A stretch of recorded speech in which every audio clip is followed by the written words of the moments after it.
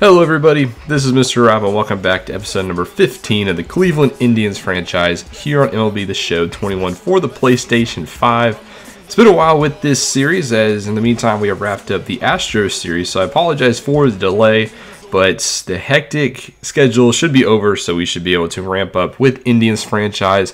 So if you're excited for this one, make sure you leave a like and subscribe down below, especially if you want more franchise content. In the first half of this episode, we'll be facing the 19-23 Los Angeles Angels, and you can see their lineup currently on the screen, still anchored by Mike Trout and Anthony Rendon. No Shohei Ohtani today, and Dylan Bundy will be on the mound for Los Angeles. Jordan Luplow will get us started for Cleveland as he steps into the batter's box. 2-2 count to Jordan Luplow, and he will check his swing, but they'll say he went around on the slider. That is the first out of the inning. I apologize in advance if I sound a little different. I'm currently a little sick in my voice, but we're going to power through here as Austin Hedges powers through up the middle for a base hit. Then Jose Ramirez up next gets a hanging curve, and he'll slap that one into right field. So that's back-to-back singles now for the Cleveland squad. Franmil Reyes up next. He perfectly times a pitch into right field. And we have three base runners, but Hedges is going to come around and score. And the Cleveland Indians waste no time getting the first run of the ball game. Eddie Rosario up next. First pitch swinging. He's going to put this one in the right field as well. That's 4 hits and 2 runs for the Indians to get this one started. And they only still have 1 out. Josh Naylor up next. 2-2 hits this one down the right field line. It is ruled fair. Another run comes around to score 3-0. Cleveland. Bundy getting shell-shocked here in the first. Ahmed Rosario trying to get in on the parade. He strikes out, but the pitch goes to the backstop. Runner on third comes home, and Rosario will score. It is 4-0 Cleveland. Runner still on second base thanks to the wild pitch. Cesar Hernandez now up. He will swing through and strike out. But Cleveland pushes around 4 for Shane Bieber. Not like he needs any extra run support, but the reigning AL Cy Young winner steps to the mound of this one. 1.66 ERA, .92 whip. He's also one of the top league leaders in strikeouts. David Fletcher, who's rocking an 18-game hit streak, will lead off for Los Angeles. You can see his average up to 352. It will go down there as he goes down on the 12-6. Jose Iglesias turn 0-1. He rocks this one to deep left center, and it's going to get down up against the wall. A one-out double for Los Angeles as they try to get some of these runs back. Trout up next, 3-2, swinging and missing on the low and inside fastball out number 2. And then Rendon 0-1 grounds out to second, and that'll be end of the first. Let's go to the bottom of the third now. Kurt Suzuki will step up for Los Angeles, hitting .202 on the season. First pitch from Bieber, and this has popped up into right field. That is enough for Reyes to get underneath it, and he will catch this one for out number 1. Luis Rengifo up next, the DH for Los Angeles. He will strike out inside fastball. That is Bieber's 5th of the day. And then David Fletcher up next, 0-1 swings, or 0-2 swings through the fastball, and he will sit down. He's 0 for 2 to start his day.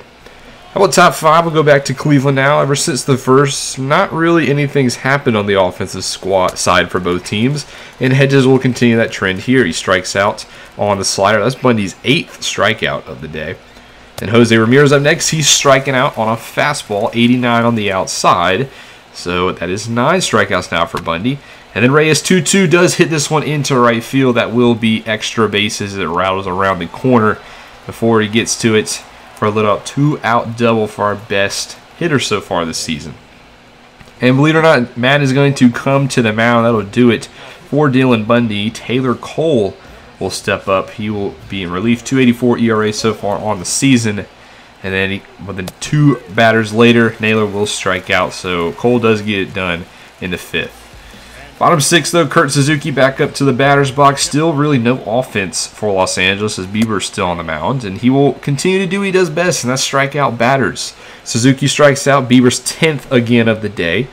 Luis Rengifo up next, 0-2. He pops this one up to Ramirez at third. He will record the out, and that's going to bring up David Fletcher again. 0 for 2 on the day. He needs a hit to continue his hitting streak, but he will draw a walk, so he will reach base, but his streak is still in jeopardy. Jose Iglesias up next, 2-0. He hits it into shallow left field. That one will be caught, and Angels still being shut out after 6. Aaron Slegers will come in for the Angels, 4.28 ERA through 17 games. And in the top of the 7th, he'll start off against Austin Hedges, and he will get him to swing and miss on the slider running away, picking up where most of the pitchers have left off today. Ramirez 3-2 hits this one into right field. That will be a 1-out single for the Indians.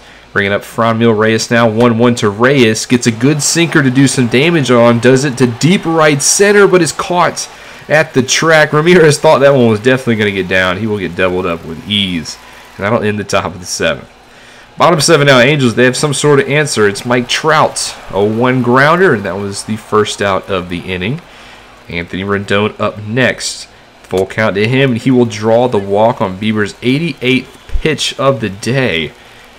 He will stay in the ball game for Jared Welsh, who will ground it. What would have been a 6-4-3 double play. Rosario has some trouble with it, and he is safe at first.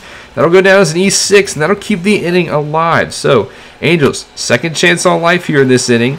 Justin Upton 0-2 pops it up into right field. That'll be out number 2. Runners do not advance. So the Angels need another base hit here. Dexter Fowler 1-2, swing and miss on the inside curve. Still no runs for Los Angeles through 7.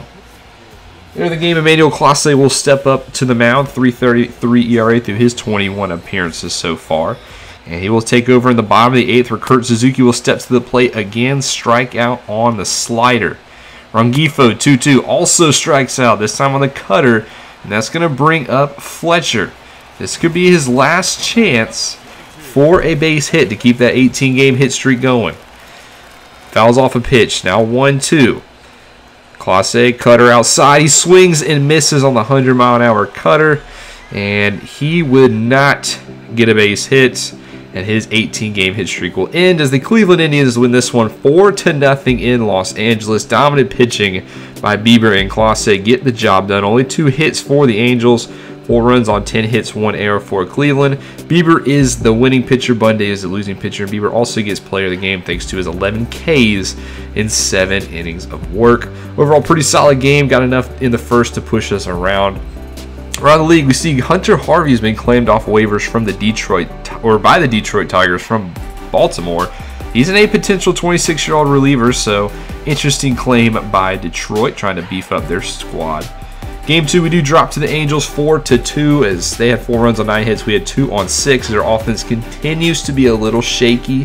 Hasn't fully woken up this year. As you can see, Savalve goes 7 strong, but it just wasn't enough. Then we go to Sim Game 3. We get a little bit of injury news. Andres Jimenez will miss the next 1 to 2 weeks with an inflamed hip. So our first real major big injury. And we lose that game, by the way, 2-0. Only 5 hits by the offense as we got shut out this time. Only extra base hit was a double from Rosario. They got RBIs from Rengifo and Ohtani, as Plesac will get the loss. So to fill the roster spot, we're going to call up Owen Miller, which if you watch the prospect spotlight from Down on the Farm, we talked about Owen Miller. If you didn't see that one, I'll link it at the end of this video. Go check that one out. Now, also something I want to do in this series, I want you guys to get more involved with what's going on around the league. So after each series that we play, I'm going to highlight an American League series and a National League series that I think is important to what's going on. The first American League series I highlight is this one between the Chicago White Sox and the Minnesota Twins, 2 of the top teams ahead of us in the AL Central. You see Chicago wins Game 1, Minnesota wins Game 2, and Minnesota also wins Game 3, 8-1. So Chicago's still the team to beat in the AL Central, but the Twins making up some ground. They sit just ahead of us. In the National League, there was really no competitive series, but I wanted to highlight this series between the Rockies and the Padres because we all know the Padres, they're supposed to be that team that's challenging the Dodgers for the NL West, but the Rockies, they're playing above 500 baseball, so I wanted to get them some highlight here. They got smoked in Game 1, they got smoked in Game 2, but still sitting 23-21. That's a pretty solid record for a team that we thought would be at the bottom of the league. There is 6 home runs in this game by San Diego, but they do win Game 3 2-1 in a pitcher's duel, so they do get the when it matters. Tapia and Owings get your RBIs in this game for Colorado.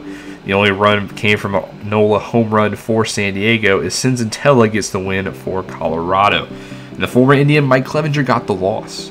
We sim our day off, and then Nolan Jones, our top prospect, also goes out with a fractured wrist. He will miss 1 to 2 months, so that's time where our top prospect won't get development. Second half of this episode, we will travel back home to face the Minnesota Twins, who we just highlighted, and they currently sit a half game better than we do in the AL Central. So this is a very important series in the month of May. You can take a look at the Twins lineup here. Plenty of good hitters. Byron Buxton, always dangerous. Luis Arias, Matt Kepler playing pretty good. The veteran Nelson Cruz. Jorge Polanco, Mitch Garver struggling for them. And you can see we have a couple of cold hitters of our own. On the mound for Cleveland will be the young man Tristan McKenzie, who's had a pretty rocky start to his season. 8 starts, 5.97 ERA, 1.94 WHIP, despite his 45 strikeouts. Buxton will lead off for Minnesota. 0-2 pitch is hit into center field. And what would be a single, Buxton's elite speed will take second. So that's a leadoff double for Minnesota. And then with Arias steps to the plate, 0-1. Buxton's taken off for third. Good pitch, good throw, but he still steals it. That's what you get when you have elite speed on the base pass. And then 3-2, Arias does strike out, so that will bring the first out of the first. Nelson Cruz up next, 3-2. He does draw the walk, so patience from Nelson Cruz rewards him at the base. And then Josh Donaldson, 3-2, pops this one up into center field. Underneath it is a loop low, but Buxton will tag with ease. And there's that elite speed paying dividends. Just one hit into the outfield gets Buxton home. 3-2, dribbler to the third baseman Ramirez. He will throw out Max Kepler, but Minnesota does push one across in the top of the first. On the mound for the Twins will be Matt Shoemaker, who's making his 9th appearance of the season. 3.77 ERA with a 1.52 WHIP. Hoping to do a little bit of damage against him.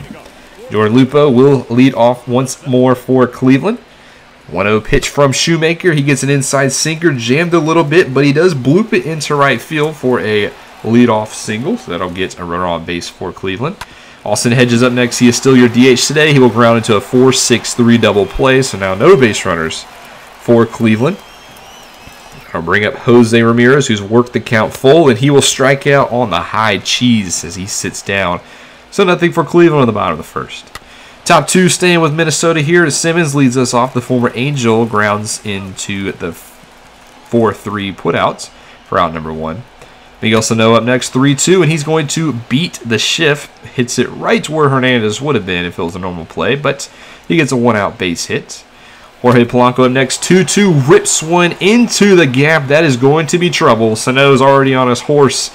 It gets up against the wall. By the time Reyes gets to it, Sano rounds third. He heads home, and that is a 1-out RBI triple for Minnesota.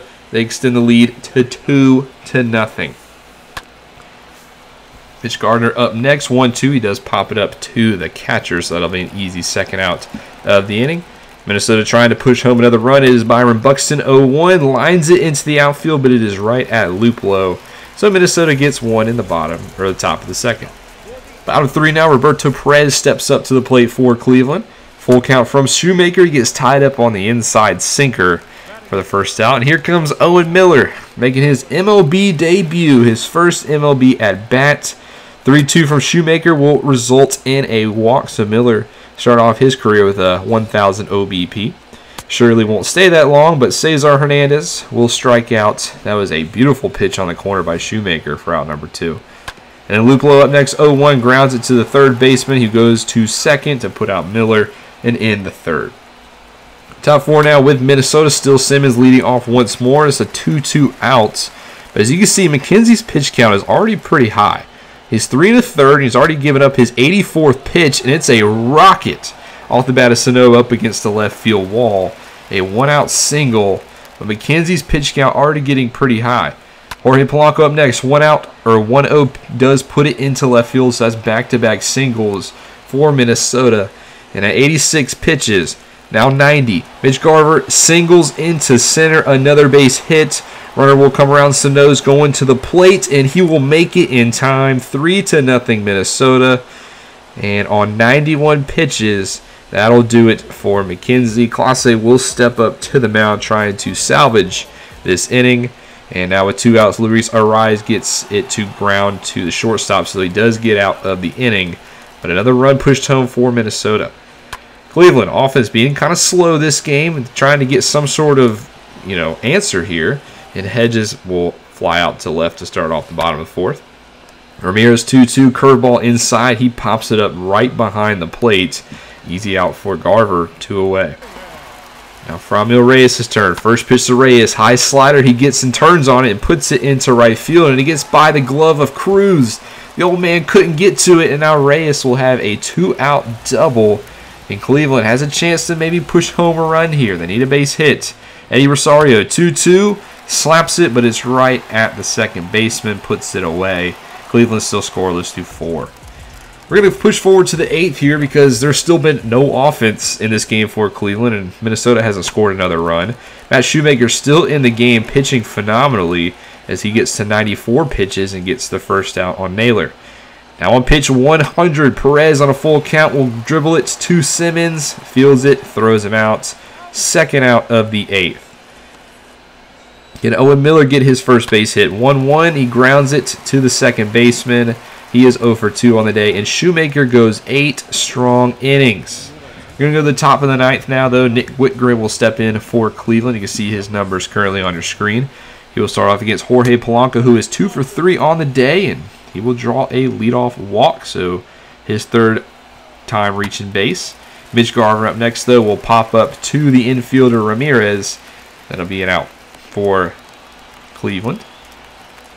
Next up, Byron Buxton, He swings and misses, but they go try to steal the base, and Polanco's thrown out with ease. And then Buxton, the very next pitch, drills one to deep left. So Minnesota would have just stayed patient with a 3-0 lead. They would have a 5-0 lead, but instead a solo shot by Buxton down the left field line, putting on a phenomenal start to his season.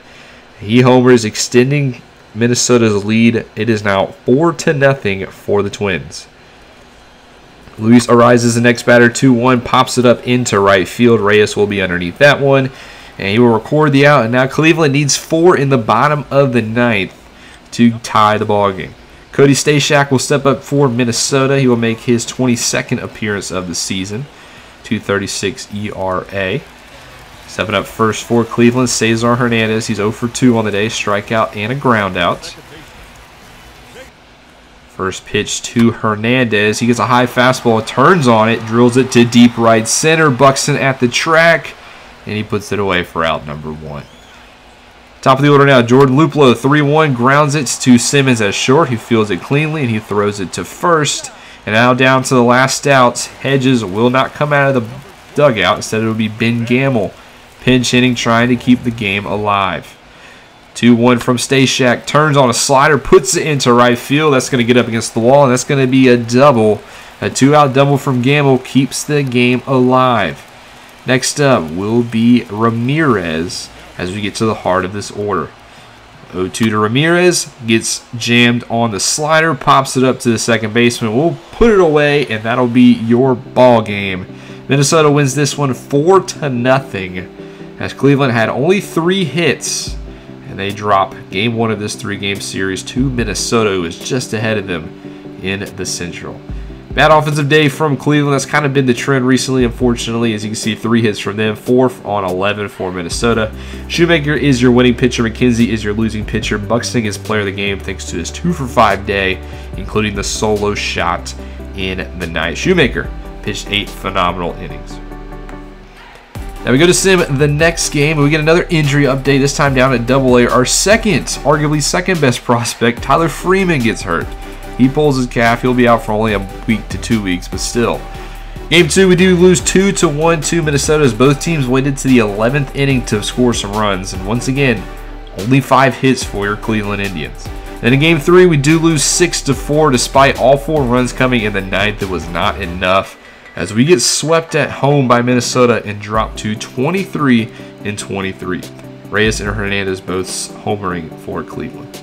In your AL highlighted series, it is the Yankees and the White Sox, who in Game 1 put on an offensive slugfest. New York wins this one 13-12 thanks to their, 6 home runs? I think Chicago also had 5. Long ball flying in the Bronx. Game 2, Yankees keep it up with 12 runs, but the White Sox only have 3. Abreu went yard for them. Torres had 2 for New York, as well as Higashioka and Hicks. But in Game 3, the Chicago White Sox do win by a score of 5-1. Yankees only getting 3 hits in this one. The Chicago had 3 home runs of their own, so they avoid the sweep. Lance Lynn, per complete game for the White Sox.